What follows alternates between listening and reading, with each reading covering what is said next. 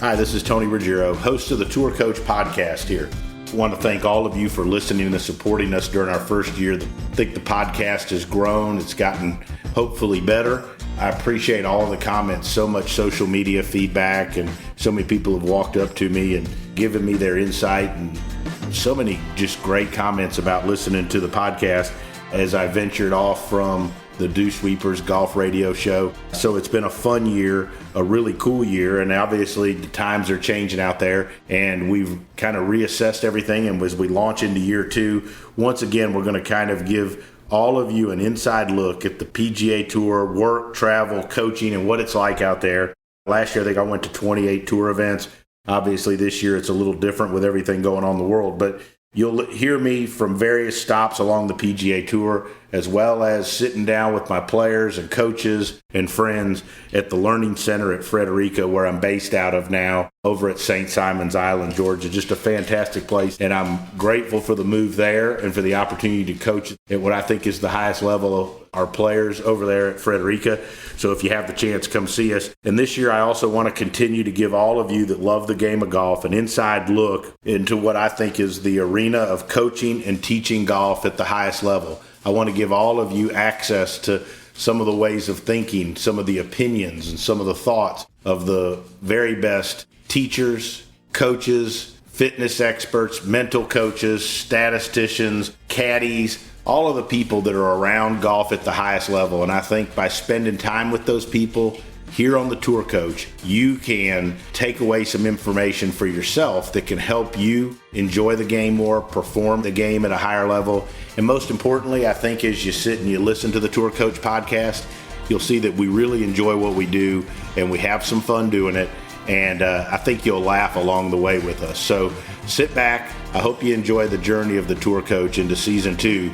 And if you got any questions or there's anything you want to hear us talk about, make sure you find us on social media. All right. It is good to sit down with some folks that really are, if you want to go behind the scenes of what instruction on tour looks like and how these guys play their best golf, there's not much of a better trio of guys to sit down with than Tony, Greg, and Mac. These guys have worked with the best in the world. So we thought we'd chat a bit about performance, what it's like coming off this break, and then talk about Bryson just annihilating the golf course this weekend in Detroit and showing us something that I've never seen before. Mac, in your career, have you ever seen anything like this kind of happen before? I mean, I think when Tiger kind of showed up, late 90s, got beefed up, came out. Look at the 2000 Open. He won by 15. Yeah, so I've seen it. I saw John Daly do it at the 91 PGA. He took a golf course and just flew all the corners. I think it's going to happen. It dispels a little bit about the ball and club issue. I mean, the guy, he didn't change clubs and balls and gained a bunch of girth, and he's manhandling that thing out there. So yeah, you see this happen every so often. Somebody stretches the bar. They run the 4-minute mile, and won't be long, you'll see more guys doing it. I think the coolest part about what he's done, sorry, I didn't mean to cut you off, but that I don't know of anyone that, since I've been around, that chased distance and succeeded, who said he's going to bulk up and he's going to gain club head speed and he's going to gain distance, and he's done it. And I don't know of anybody else that's really done it to that extent. Last Tiger came to the game with that, and Tiger's on a different level, but just to set his mind to do that and then go do it is fascinating to me. I was amazed. Tony, you can say that he didn't look like he changed his swing very much. Everybody's putting those pictures up where they draw the lines. I mean, he looks like he's shifting and turning behind it a little more than he used to, probably to use that weight or use that mass. Some of the stuff I've seen, but it is a little different. But it's what's impressive to me is how he's been able to gain that weight, bulk up, and do that. So what was coronavirus? Basically, 90 days? How long were they down, Mac? 90 days, basically? Mm-hmm. Yeah.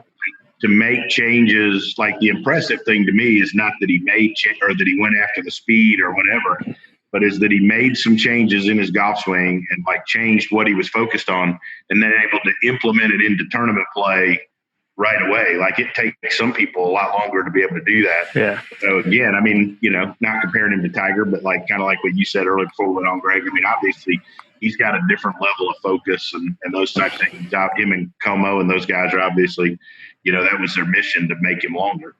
Well, Molinari, didn't he go after some distance a couple years ago, and it ended up, he gained a bunch of distance. He won the British, and he did it by changing his swing a little bit. I think he lengthened it and stuff.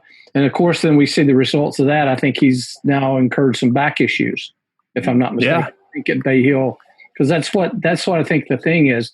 I haven't seen anybody really just get stronger to hit it further. Most of them tried to find more golf swing. And so it'll time will tell whether his body can handle that stress of the swing. I mean, there's we need Colby on here, but there is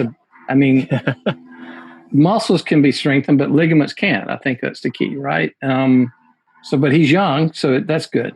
How about the fact that he's done all this with the whole golf world watching? He almost called himself out, admitting he was going to try to gain weight and do all this crazy stuff to gain distance, and he did it. That's to me is also fascinating. Well, I think the other thing is that I'm sure there are people that can do that on the range or during practice rounds or whatnot, but having the guts to go do that during a tournament is like a whole nother level. The first event back on 18, was Colonial the first event back? Yeah. And he hit a tee shot on 18 I think it was the first day, and he put his head down, and it looked like he hit it dead left into the trees, but there was no worry or anything, and the cameras followed it, and it flew the trees by 30 yards. Just to see, like, it's like a different kind of golf right now. It's cool. I sent this to Lucas, who we're all on the same team with, obviously. So it said that Bryson was in these first four events was 67 under par. The next closest to him was Lucas Glover and Victor Hovland at 47 under par. That's a lot under par in four events. Obviously, to have 20 strokes, but I mean, my point was, I was saying to Lucas, like, obviously, you had four really good finishes, but obviously, what Bryson's done is incredibly impressive. But I think, from my perspective, it would be interesting to see. Mac, you kind of alluded to it, like, but how can he sustain that? I mean, can he sustain it? And I mean, golf courses are going to get harder. I mean, the rough is up from what I saw. Like, I saw some videos and pictures of out in San Francisco, and I mean, I'm sure the U.S. Open isn't going to be set up easy where you can, and accuracy will become more and more premium in some of these. So it'll be interesting to see how it pays off. But then the last thing I was going to say is last week he also was like plus 3 or 4 putting strokes. Yeah, that's why he won the golf tournament. Exactly. He was, he was in the top 10 or whatever, those other events, driving it further. But he was in the top 10 before he got longer anyways at the end of before the break. So he was playing great golf, but the putting also made a difference. True. Yeah, it's going to be interesting to see how people respond to this. I'm a big Ryan Armour fan. Played at Ohio State. He's an older guy.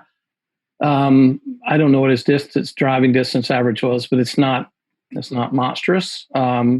He finished, I think he shot even yesterday, but he finished top 10 or so, right? Right. I don't think there's anything he can do at his age to gain, 10, 12 yards, doesn't matter. So I think if he'd have had a good day yesterday, shot, 5 under or 6 under like he was doing, it would have been really interesting to see somebody. I don't know what the driving distance is, if he's hitting it 60 by him or what, but he's in it quite a bit by him. But, I was watching yesterday because it was raining here, and Troy Merritt, who was playing with him, right? Mm-hmm. First hole, bombed it down there. I mean, he had 74 yards into the green, whereas Bryson had 43, I think. And I think he kind of boned it over the green, made double on the first hole.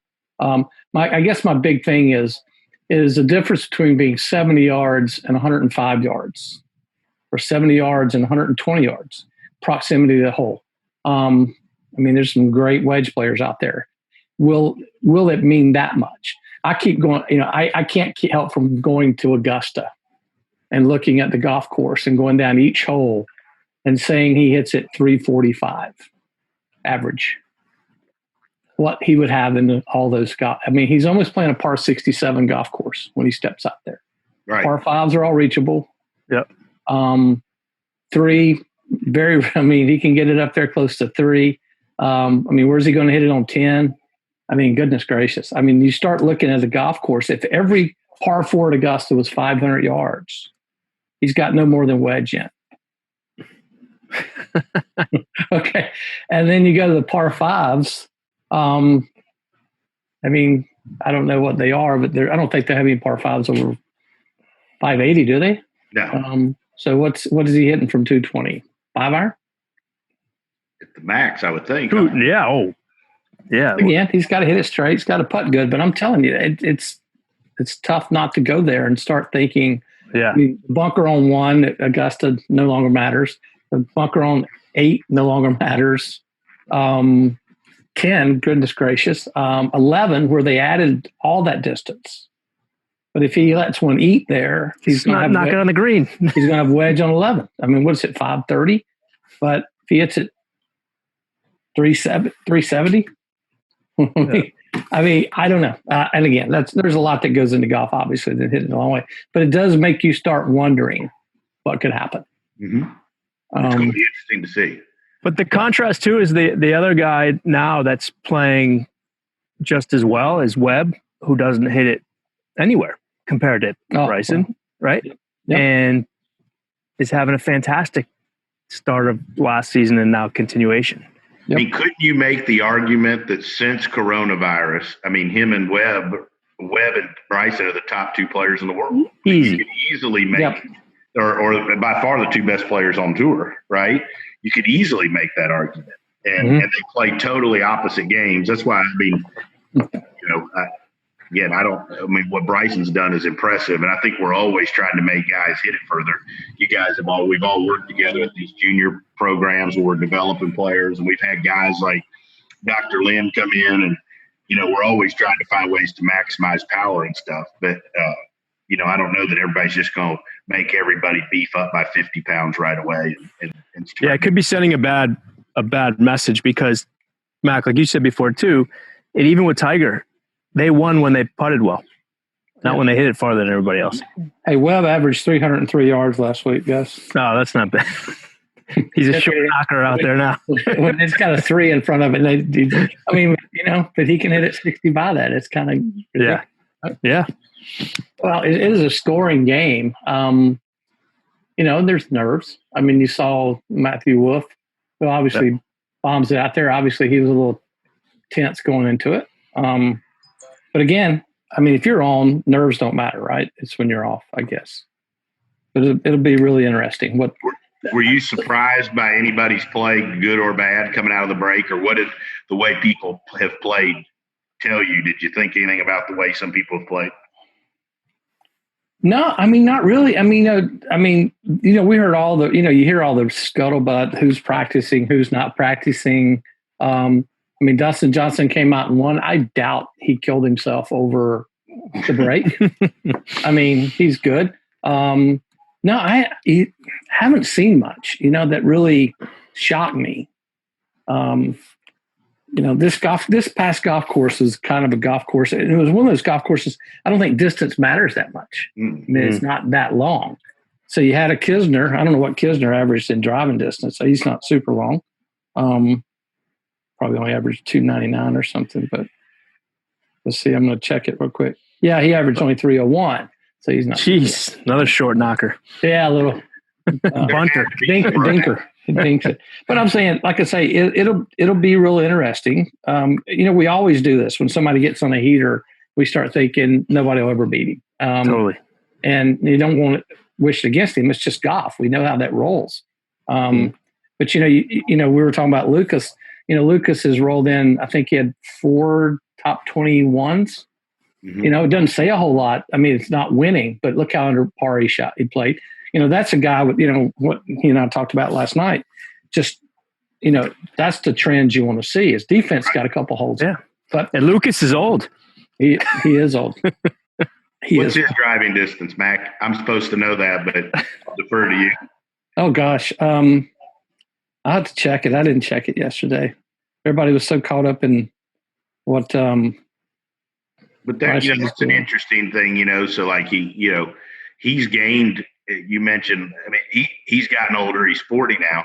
313. So he's actually has picked up speed. In the over the last year and a half through some of the work he's done. And the interesting thing though was it is a result of work trying to get better at making his golf swing a little better and hitting the shot he wants to hit and physically making him able to do it better. And now he's picked up some ball speed and club speed. He's picked up like almost 4 miles an hour. That's pretty good for those guys out there. I think the biggest difference here is that, like Greg was saying earlier, is it was a sudden change. It wasn't natural skill. Like when Rory came out, he just naturally hit the driver incredibly. Yeah. So do you think we're going to see, is anybody else going to be able to pull this off? Because I'm sure there are going to be other people that try. I mean, there has to be. This could be a watershed event. You could start seeing people just give all in to going for that 5 yards, thinking that may kick it over. Yeah, I think so. I think somebody will hurt themselves doing it. I mean, I think it takes a pretty good specimen to be able to put that kind of weight on. I mean, obviously he pulled it off pretty quickly. Don't you think there'll be some people that ruin themselves doing this too? Yeah, like not everybody that does it's going to turn out like Bryson. Well, y'all remember Keith Clearwater. He's an old guy like us, but he did it. He was the first guy to get all buffed up. The danger in that, in chasing that distance is that there's the expectation that if you start hitting it farther, you're going to play better golf. And it doesn't always work out that way. No. And the old, like a couple of years ago, the build was the tall, lanky guy who didn't have a lot of muscle, who could move it out there with his angles and their hips. And this is a one-off. He looks like a linebacker, and all of a sudden he's hitting farther. Yeah, it's amazing. I mean, nobody teaches that golf swing. I mean, dude. I mean, there's fundamentals. I mean, there's a lot of it that I like. I mean, especially the backswing. I mean, I don't particularly like people to look that out of control going through it. Obviously, he's creating a lot of power and he lines the club up and all that. I mean, obviously, you guys have been around me, but I teach, more balance at the end. He doesn't look as balanced to me, but obviously it's going where the heck he's trying to hit it. But Tony, isn't it true? It's just with the driver, because his other swings don't look the same, which is interesting also, isn't it? Yeah, I mean, obviously he's trying to maximize distance off, off the tee. He's got a 5.5 degree driver. If he doesn't lay back behind that thing, I mean, it's going to get it up in the air. Right? He's going to hit him like me. So, but anyway, I mean, it's interesting. It's just interesting. Like to me, and I'm going to use Lucas again as an example. Whereas I think one of the reasons that we're seeing such low scores is like the best players in the world for the first time had a chance to kind of rest. Yep. And be rested. Like there's not been off seasons. Like, I mean, you're seeing guys like Rory and Justin and these guys, Dustin. I mean, they're all rested. They haven't had to travel to Asia and back and play 2 events, or they haven't. Right. I mean, they've gone out and played 2-3 weeks out of 4, or some of them 4 out of 4. But they hadn't played and traveled in 3 months, and they all look rested. I think that shows you as much as anything is how important being rested. And Mac, you've dealt with great players forever. Like, I would think this would show as you're developing young players that like really planning a schedule around making sure they're rested and not overplaying just because you feel like you ought to play is as important as anything. Guys play sometimes just because they feel like if I don't play, I'm not going to keep my card. You got a better chance of being rested and playing 2 events than you do 5 in a row. And, I noticed I don't think we saw anyone withdraw because of injury in the last 4 events. They did there was one. I mean, yeah. Tony, I don't say this often, but you just nailed it. And I use this with the juniors all the time. Look at these guys that just took a whole lot of time off and how they're so excited about playing again. Like, look at the fields. Everyone's playing. They can't wait to get out there and compete again. And golf is stripped down. There's no fans. There's nothing. It's bare bones. They're out there just playing golf. Like we would be almost. Yeah. Yeah, the mental rest that these guys got is huge. Yeah, they're all refreshed mentally. Yeah. They can't wait to play. I think it's going to be great for the majors. Like we got 6 coming up in 6 months, basically, right? Like I think it's going to be good because I think the best players you're going to have are going to be more rested, especially like at the PGA and at Augusta in November, assuming the world doesn't blow up. I mean, I think you're going to, which is a big if, right? Nothing safe. But I think you're going to have some spectacular golf because of that. And I think, we looked at that. I mean, like you said, Mac, like that bodes well, I think, for Lucas. I look at trends, and if guys are shooting a bunch under par and they're having one day a week that maybe they're not quite as sharp as they need to be, those are things that you can fix. Those tell you you're on the right track and you're trending in the right direction. Yep. I don't know that you want to peak right now. I think you'd rather peak. I think you'd rather be – when the majors are every other weekend? I think there's a 20-shot lead over the 4 events between a PGA and Augusta than you would rather the first 4 here. Yeah, that was Lucas's thing. We were talking about we're just going to play some scrimmage games here to get, preseason games here to get ready for the major run. And let's go see what you got, what's working, what's not, right? That kind of thing, and not getting too caught up in, you can still win a scrimmage game. But, I think there is something, too, of testing what you're doing, getting the grips on it and trying to peak at that time. I don't know if you can. I mean, Nicholas did, I guess. But I don't agree with that, Mac, either. Huh? Yeah, I'm with you. I don't think you can. I don't think you have control over that. No, I think you can get caught up. You can be rested. Get caught up in the process for a certain amount of time. Yeah. And not look at it so much like, well, I finished 20th or 30th or 50th. I missed a cut. What am I doing? Is this stuff getting better? You can do that. Yeah. And not making every round the final exam, which I think is what drives people crazy. I mean, I don't know if you guys keep up with the Q schools. I mean, the Monday qualifiers. Yeah. See what these guys are shooting Monday qualifiers. Insane. And not getting in 65. And thinking they played bad because they didn't get in.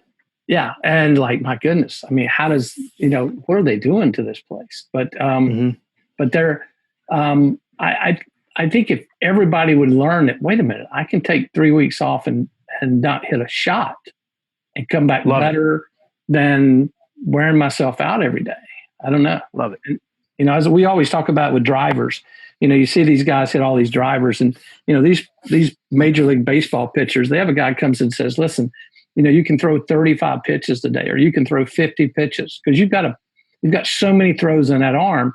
And that's what I always, we talk about drivers, you've only probably got so many driver swings in your body. If you're going to play for 30 years, you better balance practice. You can't just hit 50 or 60 drivers every day trying to find that shaft. I mean, sometimes you get rested will give you more speed than swinging. But again, we got to go to Kobe and see what, he would tell us more about that. No, I agree. I mean, yeah, the more I'm around really good players and watching I think rest is a big factor. And I think helping folks feel like helping people understand that going and playing every week isn't always a benefit just because you're in or just because you're 128th or you're 135th doesn't mean you got to play the next 7 in a row because you're in them. Like, I think you want to structure and schedule yourself so that you have a chance to play your best golf. Well, you're almost telling yourself that you don't believe you have it. If you're, if you feel like that you got to play 7 events in a row to keep your card. People talk a lot about keeping your card. Like that card is really valuable. And I always tell them, I said, what do you think that PGA card do for me? I mean, if they just gave me one, it would, what the card doesn't mean anything. It's about, if you're getting better, that matters. But your status, it's obviously easier to stay on tour if you're on tour, but chasing status is again just chasing the ultimate result. And Greg, this stuff. It's just you can't play every shot like this is the final exam. It's so I see it a lot. Guys get toward the end of the year. Most of the guys that just give up and quit. Like I'm done after this year. I saw Daniel Summerhays retire, lost in a playoff. I always tell guys, you should great example. Quit and come back. That's a great example. I mean, but it's always the guys, and you can't manufacture this, but that don't care or care less that play well. Yeah. We were talking like grind and like you've got to like care. Have you make this your life, and It's always the guys that say that I stopped caring. Rory even said it. Or he found other things that occupied his time, and he found other things that were more important, and he started playing better. Were you watching yesterday at all, Greg? The tournament? Yeah. Did you hear they're talking about Wolf talking about that a little bit, about how he was trying to play with less care or something along those lines? I don't know if you caught that little snippet. That's a real challenging statement because you can't manufacture that. You can't tell yourself you don't care less. It's not so much about that. It's understanding really what it means and removing sort of identifying with, well, if I play well, I'll feel good and people will treat me well. And if I play poorly, I'll be upset and people won't talk to me. It's starting to remove some of that versus just telling yourself you're going to go out there and not care, because you can't do that. Well, that just goes back to you're not what you shoot. Right. It's something you do, not who you are. And I talk to juniors all the time. They play one bad round and, and I'm like going, but it's not who you are. No, and the juniors are the worst with that. Well, yeah, I mean, because parents that you need to tell the parents need to know. That's where it comes from. A few of those. I mean, like it's like, and that's where the student gets it, right? Yeah, I get the parent that says, he shot 67 in the practice round and he shot 75 today. Yeah, what's wrong? What was wrong that? With I said, it's called golf. Yeah. I don't want to tell you. Yeah, that's why you play. That's why you don't keep score in the practice rounds. So you don't have, what'd you shoot in the practice round? 80? That's a whole other podcast in itself. Totally. But yeah, it'll be really interesting to see how many people deep dive on the distance thing and maybe not deep dive on the mental thing of the the 3 months off. If someone says, I'm going to do a deep dive mentally, we all, Greg, you and I talk about this all the time. People go get a checkup at the doctor every year. I mean, you want to go make sure you don't have skin cancer, you're getting skin checks, you do all this stuff. And I ask people, how many have you ever gone for a mental health checkup? And really, rarely has anybody ever went, yeah, I have. Yeah. And so in this 3 months off, the guys really start to go. I did. I texted both y'all this morning. You did. But take a step back and go, you're away from the game. You can't play. So you're not a pro golfer with no pro tournaments. No. And so now everything you may have thought that you were, everything I am, I'm a pro golfer, didn't exist anymore. And who took it and said, you know what? I'm fine like this. I'm fine not being whatever that I built up that I was. And without golf, I am still this. Now, some people may go, gosh, without golf, I'm nothing. Well, then, they need to call Greg. But different problems. Who on the off of this off time decided to say, I'm going to fix my head. Yeah. I'm going to figure. I can tell you for a fact, not many. Yeah, but I've seen firsthand. I was at the range at my club yesterday, and two lanky high school kids who I know well said, "Hey Doc, I'm gonna get all beefed up. Have you seen Bryson? That's crazy. What do you think about that?" See, it's great, but have you checked out his putting stats? You're gonna build yourself up for failure. It's fun to hit it farther, but it doesn't guarantee anything. And there's so many other important pieces to the game. And these are two high school kids. But Bryson, I think he got confident thinking, all right, I'm going to change my body.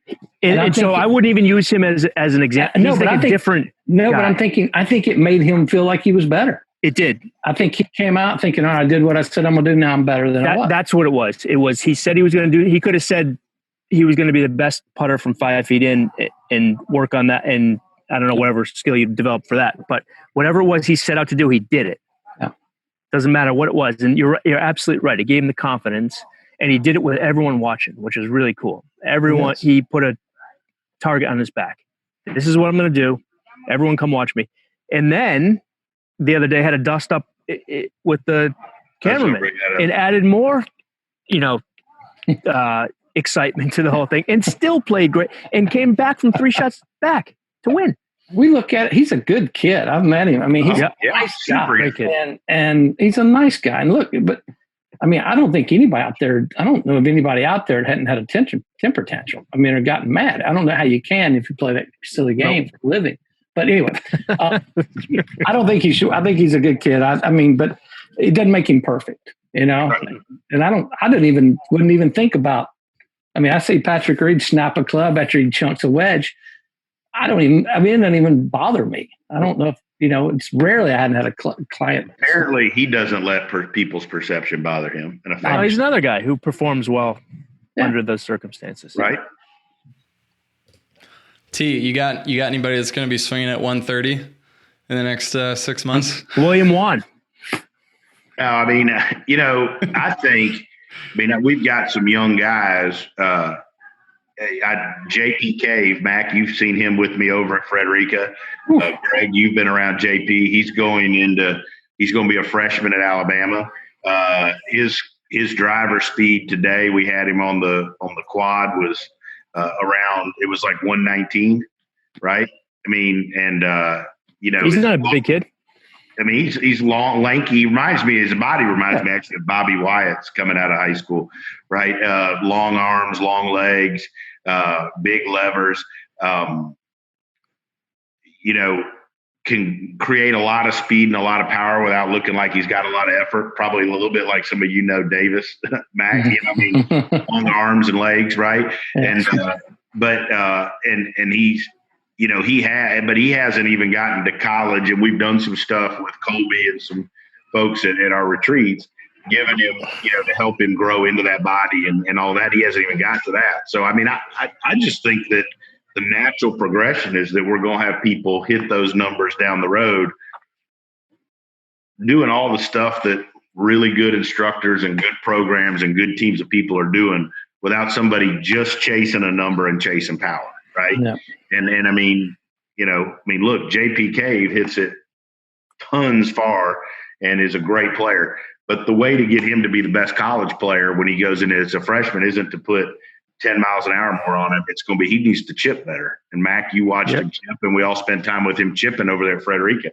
Right. So like, to me, it's understanding your player and which part of their game do you add something to that's going to take him to the next level? And so for Bryson, he felt like it was adding a bunch of power to overpower people. But I don't know if you added 50 yards to Zach Johnson, does that make him that much? I mean, I don't know. I mean, what I'm saying? They don't want to play Zach Johnson with 50 more yards off the field. Right. But, it's like, I mean, I think our jobs as performance coaches are always to figure out what is the element or the piece that we need to add to the player that's going to push him over the next level. And for Bryson, in this case, it was distance. But I don't know that for every person that comes along that we look at and we say, what do we got to do to get them to the next level or whatever it is. I don't think every person is going to be just trying to get their ball speed up to 200 miles an hour. No, I think Mac made a really interesting point. I don't think Bryson's increase in distance gave him an advantage as much as it did a mental advantage, that he was able to accomplish something and he felt good about that. He was confident. Mm-hmm. It trickled down to every other part of his game. And I think that can't be said enough, that it was more about his ability to accomplish something that he said he was going to do. He worked hard. He felt good about that. And now he's seen results, because you're right. The distance advantage, it's hard to measure if that's really going to make guys better over the long haul.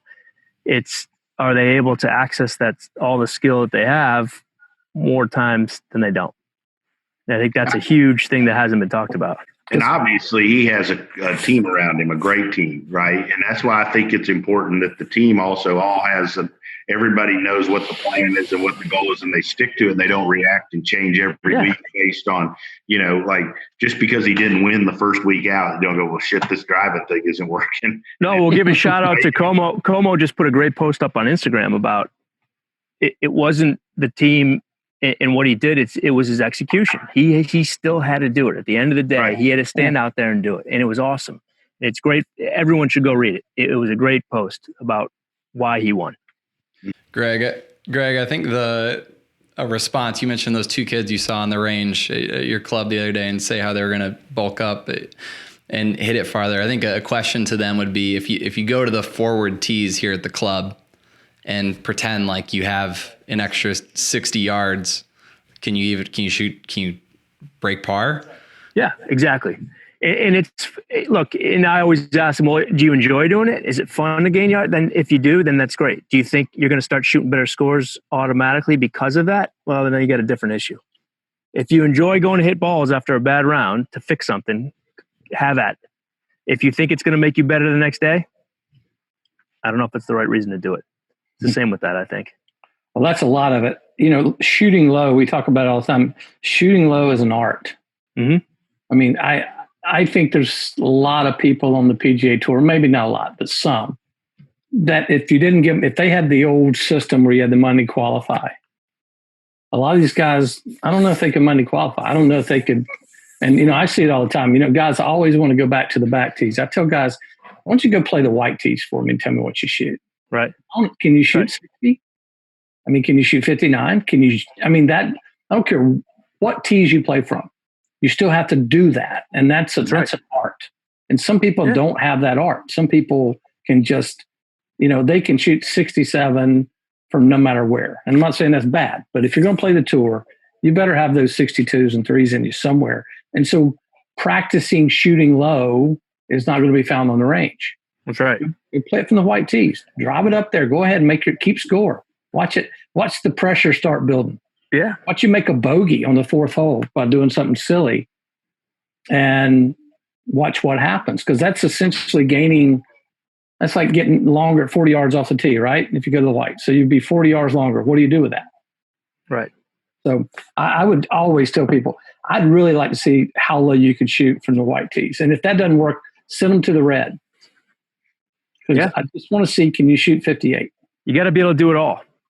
If you can. I also think that shooting 58 is shooting 58. And oh my God. I think that learning to shoot low, like you said, Mac's an art. And I think that like you get where you're not afraid to shoot low numbers. If 6 under from the red tees, and you get 6 under from the back tees, it won't be as uncomfortable because you've been 6 under. Absolutely.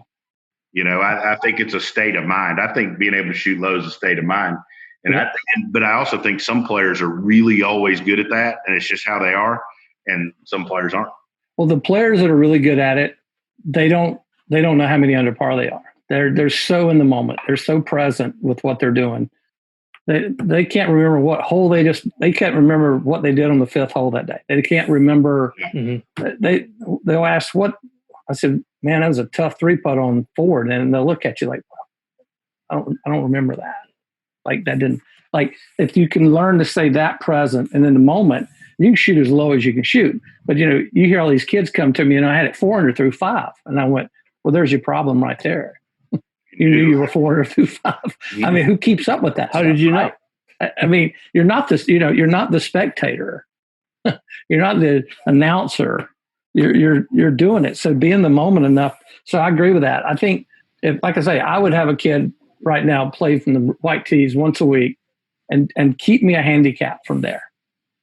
And it hurts people. I've had people go do it. And I mean, they come in and shoot 71. Well, I drove it through the fairway on that hole. I'm like, well, you knew that. I mean, it doesn't matter what you did. You shot 70, you shot 1 under from the white tees. That doesn't, I mean, obviously distance is not your problem. Right. So maybe I can stir up a little controversy here, because Greg, I'm curious if you agree with that completely, because I know that you've talked about a lot of, like, we are aware of our score potentially, and we need to learn to deal with that. Do you agree with what Mac said there? What are your thoughts? Yes and no. It's all the wording. I don't think it's possible to tell yourself you're not going to think about your score, right? Like it's sort of lingering there, but it also doesn't have to matter is more what I would tell a kid. Yeah. You can know where you are or not. It doesn't have to matter. It's when the kid thinks, oh, I realized I was 4 under through 5, and all of a sudden the wheels came off. Well, there's no reason for that. You made it a reason, right? All right. Like those thoughts about where you stand don't hit your golf shots. You create these scenarios and respond to them versus just engaging with what you're doing with what's right in front of you. So you let the stories get to you is what it is. You can't stop the stories, I don't think. Like, there are some guys that do. I don't think you can be oblivious. No, I mean, everyone has, when you're driving down the road doing 75 miles an hour and you're in a 3-way highway, you know where the cars are in front of you. You know where the cars are. You're aware of all that. Yeah. But you can't change. On the periphery. Yes. And I guess that's what I mean about being in the moment or being present. That means the thoughts come and they leave. They don't hang there. That's right. No, that's right. I'm 4 under through 5, but it's not got so that creates stories, and then that's what they remember, right? Yeah. So they think they get nervous because they're there, but they're nervous because they think they're not supposed to think about their score. Right? And I think that's more in my experience for hearing from guys. Well, you can't shut that off, but the more you're aware, the more you're going to return to what you need to do versus hang on every thought about where you stand. Yes. Right? Like the objective will never change regardless of whether you're 4 under through 5 or you're 15 over. The next shot, you're still trying to do the same. You're trying to make a good swing no matter what. Well, I'll contradict myself and say, people say I don't look at the scoreboard coming down the stretch. Yeah. And I'm like, you got to, but not because of how it relates to you. It's because of your strategies, because it's still it's a chess game out there. So there's no reason to do certain things. You need to, but I guess I'm not explaining it right. Is that being present to me means that whatever comes at you, good, bad thoughts, they kind of just keep going by. It's kind of like I tell kids when people say congrats on playing well, or, sorry you had a bad day. Those things should go right through you and have no meaning. You wake up tomorrow being the same guy. It doesn't matter.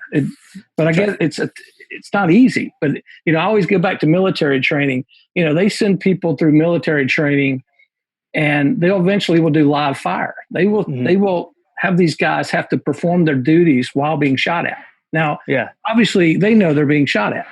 Right. But they have to train themselves to be more aware. Yeah. More aware of their job and what they have to do than to be fearful of that. And I think that's kind of what it is. You can't let being 4 under through 5 make you scared. 4 over through 5 should make you scared. A lot of guys get 4 through 5. They get 4 through 5 and they'll birdie 9 of the last 10, right? They finally go, they get mad enough to let go.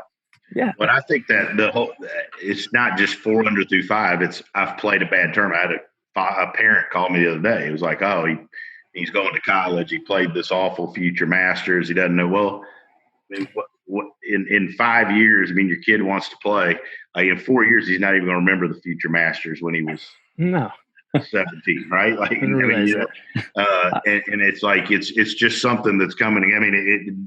If he finished 10th, he's still not going to remember what he shot at the future Masters in 6 years, right? So I think it's helping players at all levels to understand.